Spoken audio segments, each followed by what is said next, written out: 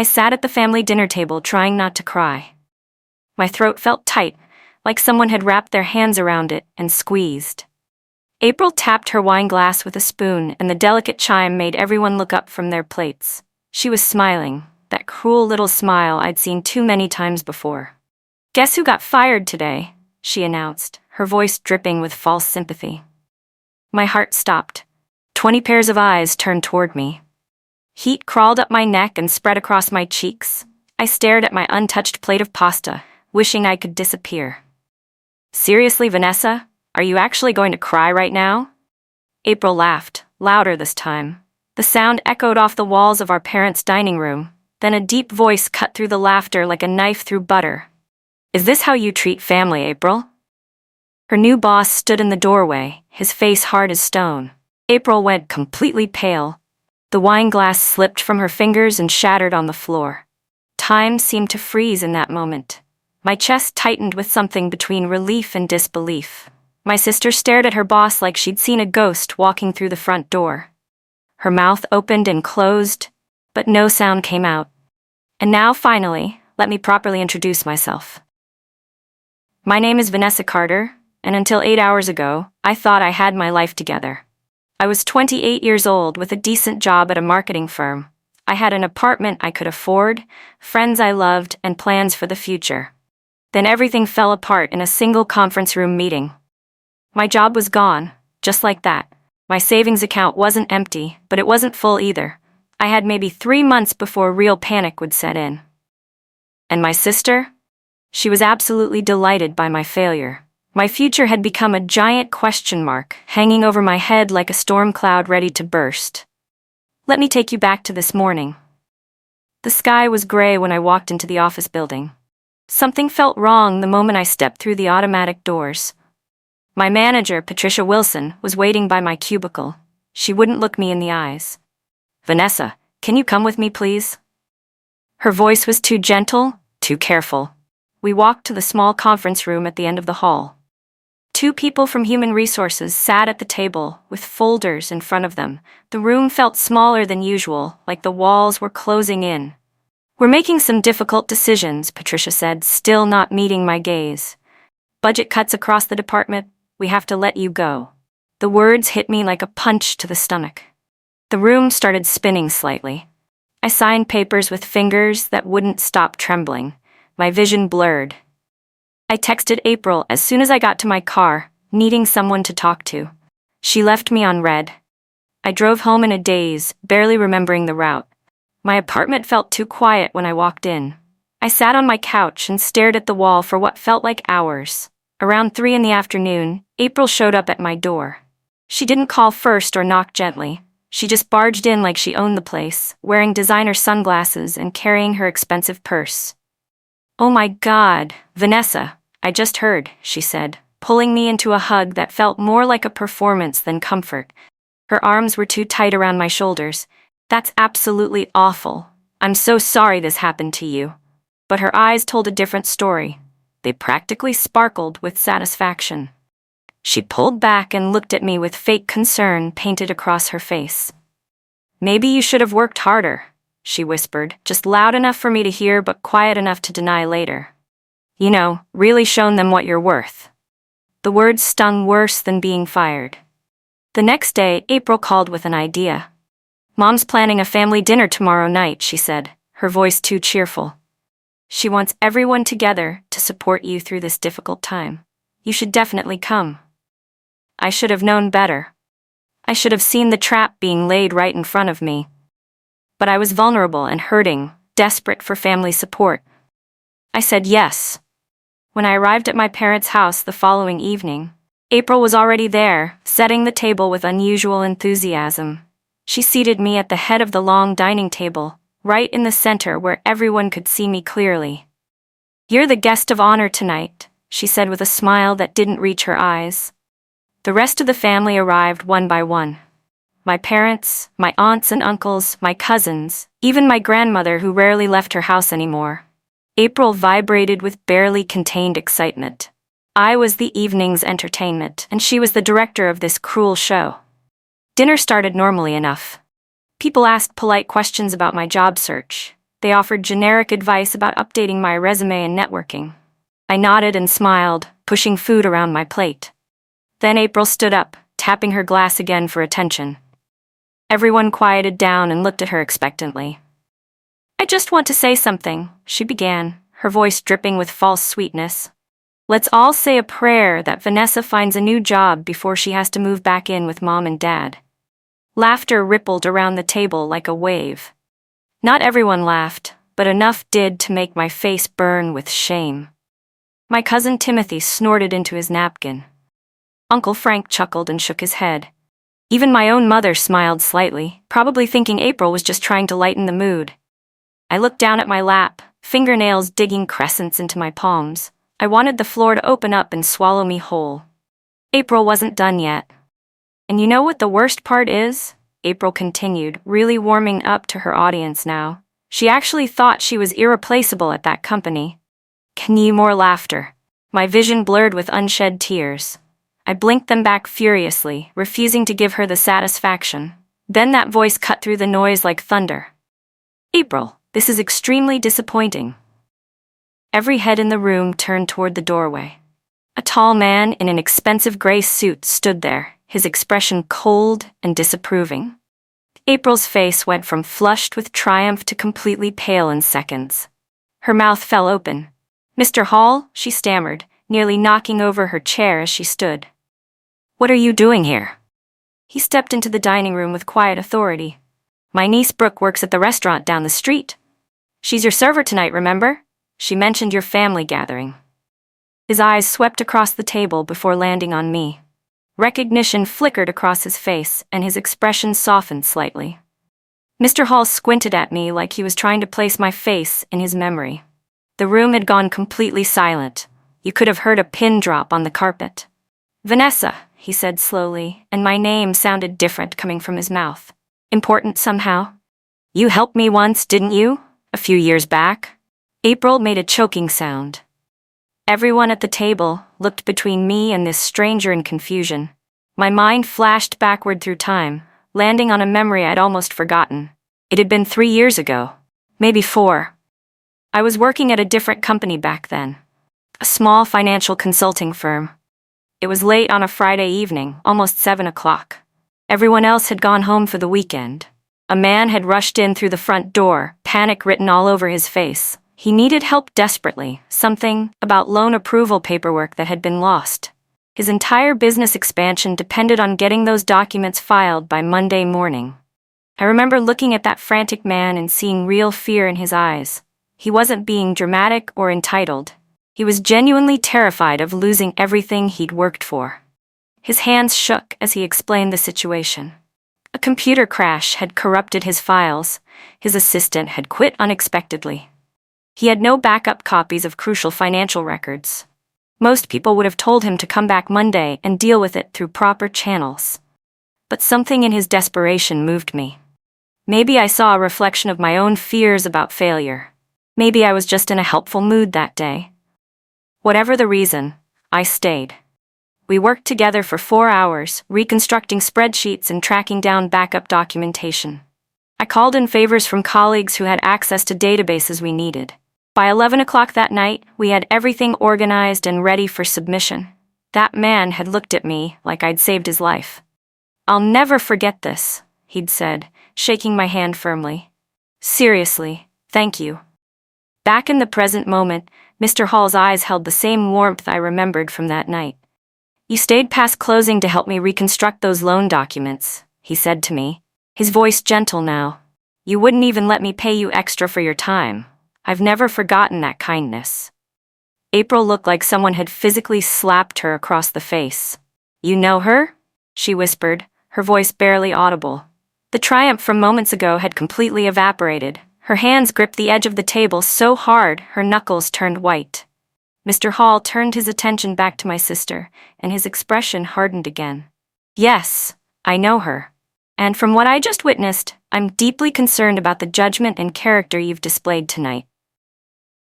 My grandmother made a small gasping sound. Several relatives shifted uncomfortably in their chairs. The temperature in the room seemed to drop 10 degrees. April tried desperately to backtrack, her words tumbling out too fast. "Oh, you know how siblings are, Mr. Hall. We just tease each other sometimes. Vanessa knows I was just joking around. Right, Vanessa?" She turned to me with pleading eyes, silently begging me to back up her lie. I said nothing, just looked at her with the same blank expression I'd worn all evening. Mr. Hall wasn't buying it anyway. "I heard quite enough to form my own judgment," he said coldly. "That wasn't playful teasing. That was cruelty, plain and simple, especially towards someone who's going through a difficult time." April's bottom lip started trembling.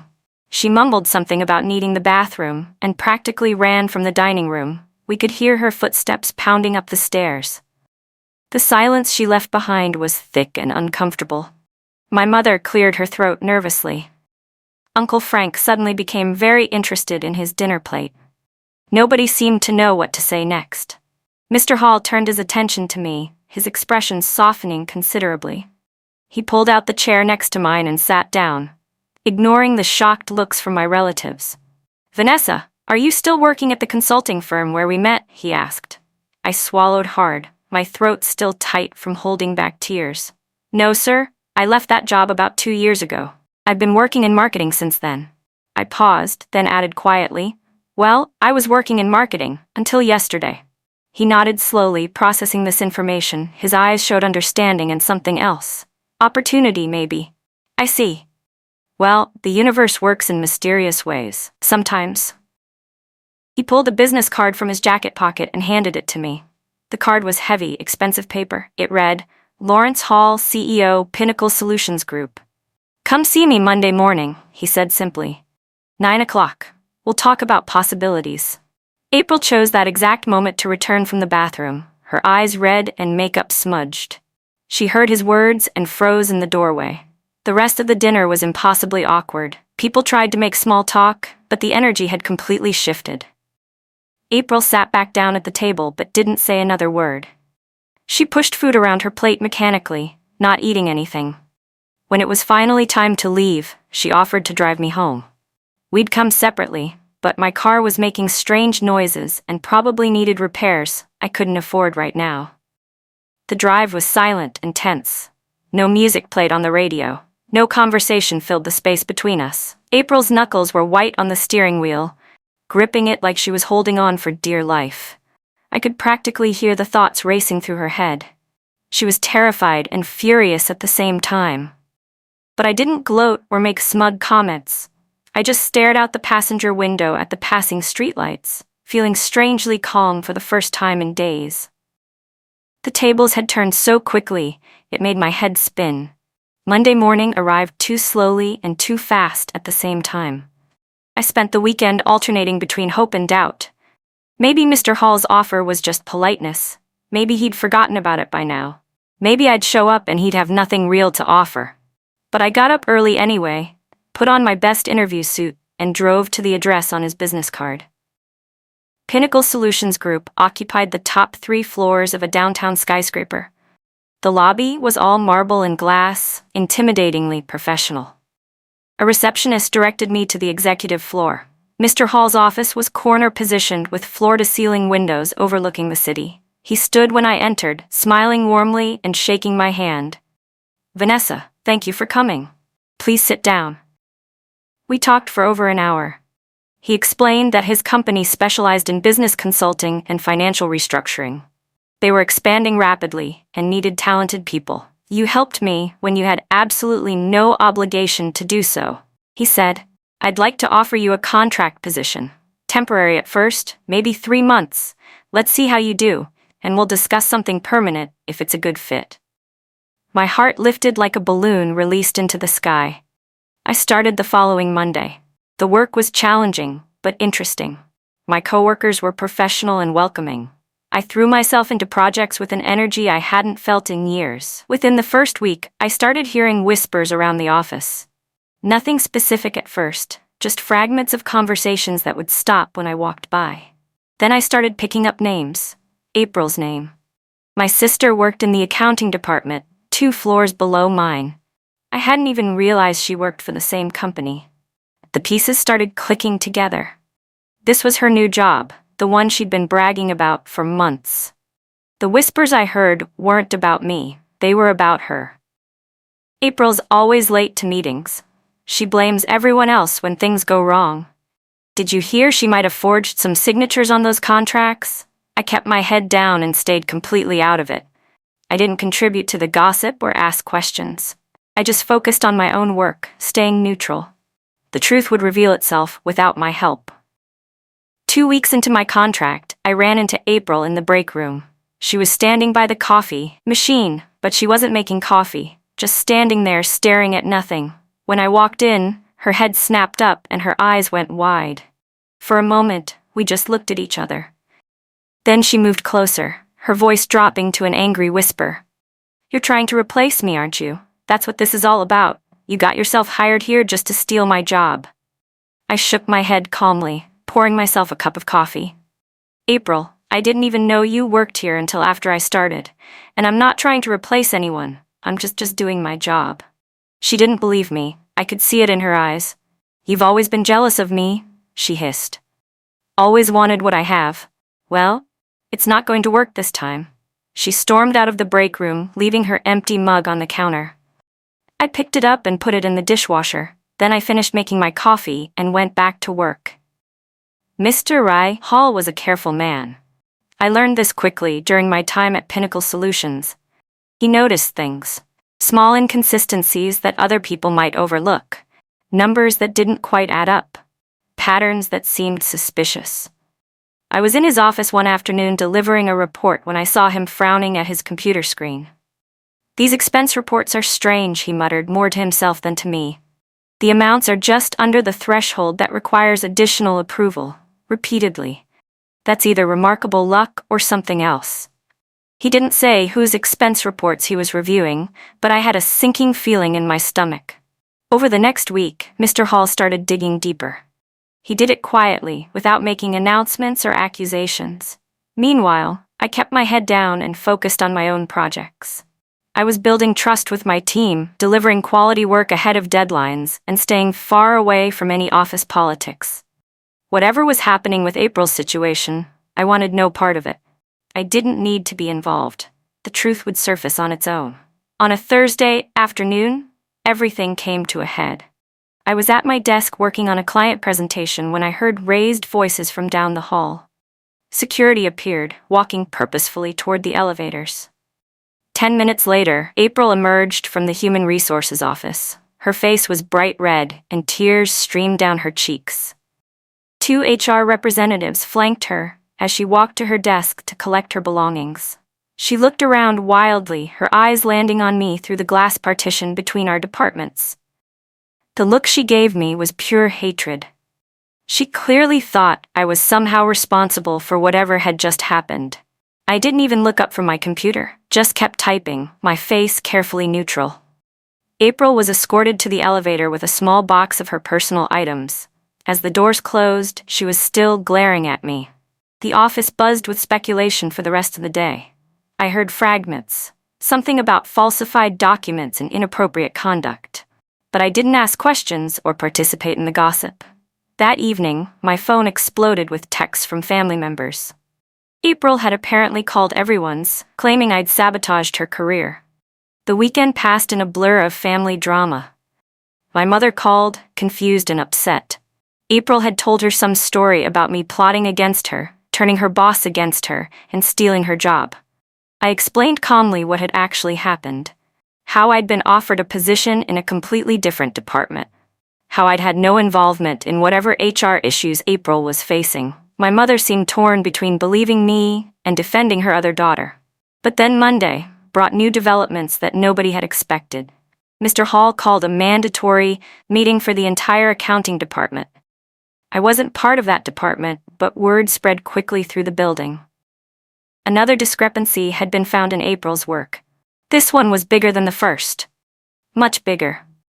Apparently, she'd been manipulating client billing statements to generate higher commission bonuses for herself. The amounts weren't huge individually, but they added up over time. And worse, she'd forged supervisor signatures to approve the altered documents. This wasn't a minor oversight. This was deliberate fraud. The meeting was apparently brutal. Several people who attended looked shaken when they emerged. Mr. Hall had laid out the evidence methodically and professionally. Financial records, email trails, security footage of April accessing files she shouldn't have been touching. She'd tried to defend herself at first. According to the gossip, I couldn't help but overhear. She'd claimed someone was setting her up. She'd pointed fingers at colleagues. She'd even screamed my name, insisting I was behind everything. But Mr. Hall had shut that down immediately and decisively. Vanessa Carter wasn't even hired when these incidents began, he'd said, his voice cold and final. She works in an entirely different department with no access to these accounts or systems. This has nothing to do with her. April had broken down completely then, sobbing and begging for another chance.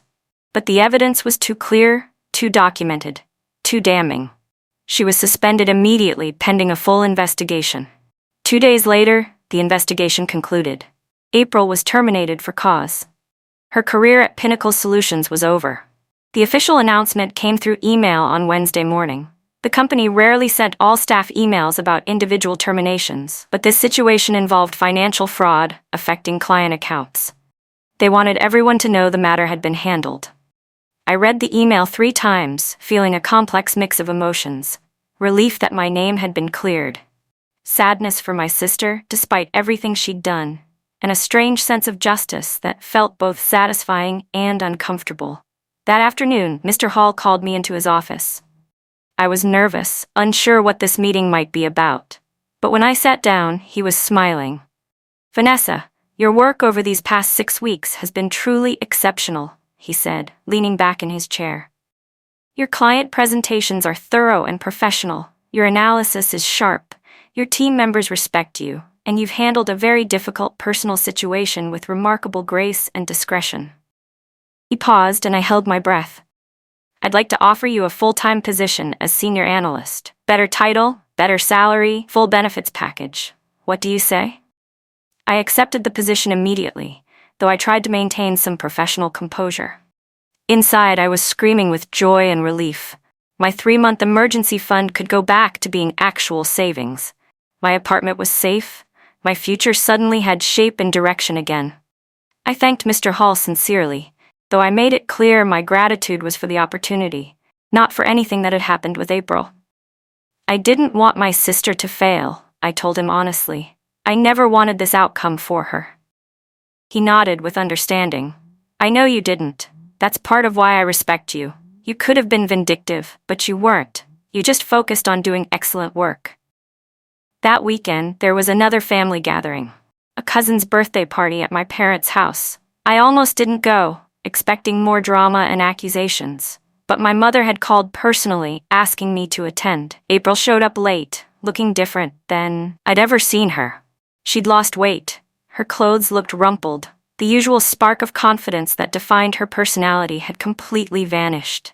She was quiet and withdrawn, sitting in the corner and avoiding everyone's eyes.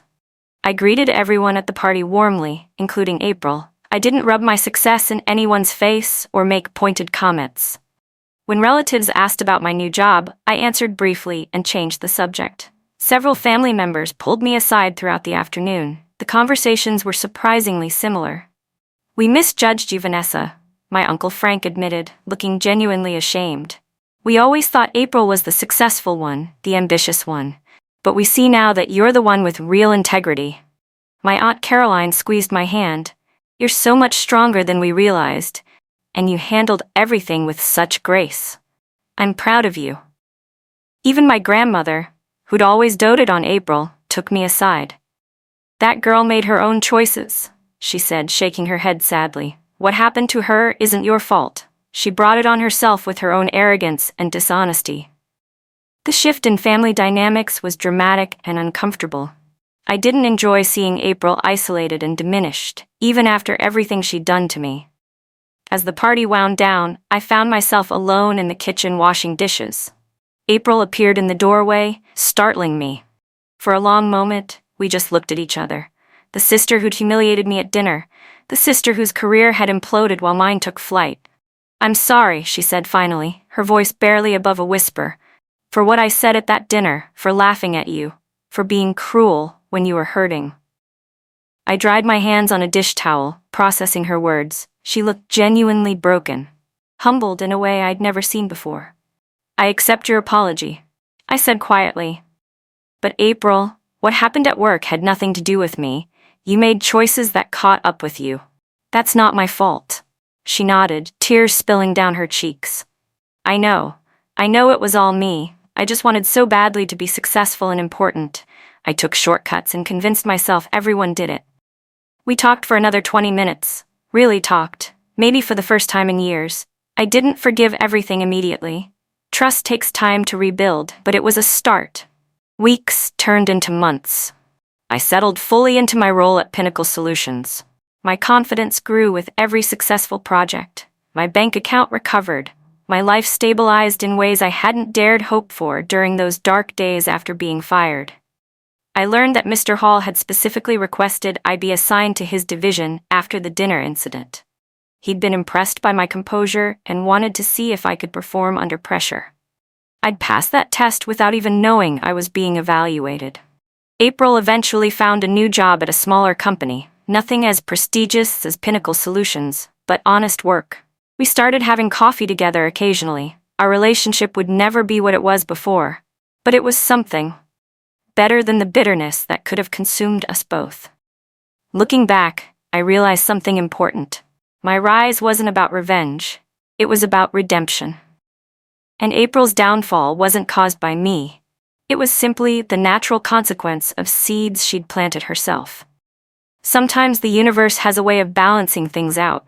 Sometimes the people who laugh at your lowest moment end up learning the hardest lessons.